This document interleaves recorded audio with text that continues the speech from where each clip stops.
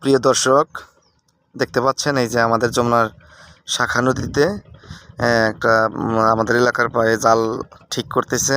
মানে জাল ওই যে কোথায় মানে বাড়িঘর বাংলে যে মানে ওই মোতা টোতা থাকে, মোতাতে এই জাল আটকে যায়, তখন জাল ছিঁড়ে যায়, ওই জাল সংস্করণ করতেছে, ঠিক করতেছে।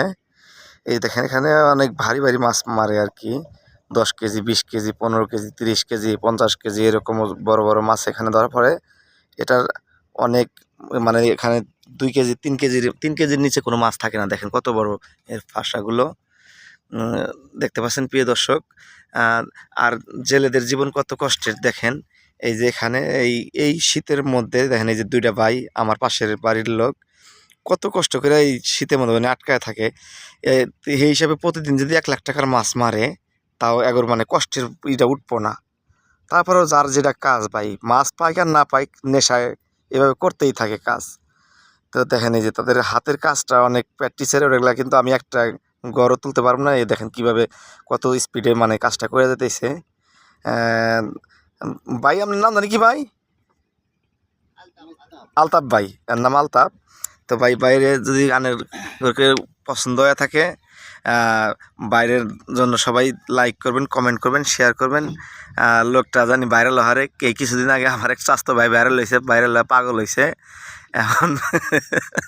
এ ভাই তারপর ওরকম লোক নাই, এ ভাই ভাইরাল হইলে গেলা সমস্যা নাই, খালি মনে হয় যে মাইসে চিনবো এই পর্যন্তই, ইয়ার কোনো অন্য ইচ্ছা নাই। আর আমার ভাই ওটা মনে করেন যে এখন মানে বাড়ি করব, গাড়ি করব, বিল্ডিং করবো, এরকম স্বপ্ন টপ্ন দেখতাইছে ভাই। কালবেলা নিউজে বলে 30 মিলিয়ন ভিউ হয়েছে, বক্কর চক্কর শুনতাইছি, যাই ভাই ভালো, সমস্যা নাই।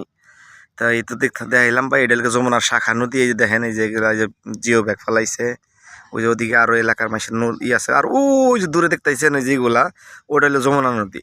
এই পাশে এখানে শাখা নদীর মাথায় আর কি নৌকাগুলা রাখে এই যে কাজ কাম করতেছে। আবার জাল ঠিক হয়ে গেলে তারপরে এরা আবার ফের বাহিরের বড় নদীতে চলে যাবে মাছ শিকার করার জন্য। তো জেলেদের জীবন অনেক কষ্টের জীবন ভাই। একদিন মানে এই 2-4 মিনিটের ভিডিওতে এগুলা বললে শেষ করা যায় না ভাই। আর যখন বাতাস ওঠে কত যে রিক্স, বাতাসের মধ্যে নৌকা মনে করেন যে ব্যাঙের মতো লাফায়, আর মনে করেন যে মানুষ বমি করে অস্থির হয়ে জায়গা পাই। তারা এই লাইনে 2-1 দিন মানে শখের বসে ঘুরতে গেছেন নদীতে, তারাই বলতে পারবেন যে কি পরিমাণ মানে হাই রিক্স নিয়ে নদীতে মাছ মারতে হয়। তো সবার কাছে আমার অনুরোধ ভাই, আমার এই ভিডিওটা দয়া করে শেয়ার করবেন, লাইক করবেন, কমেন্ট করবেন। আপনাদের কমেন্টের আশায় পথ চেয়ে বসে আসছি। তো সবাই ভালো থাকবেন। অনেক কথা হলো। আসসালামু আলাইকুম।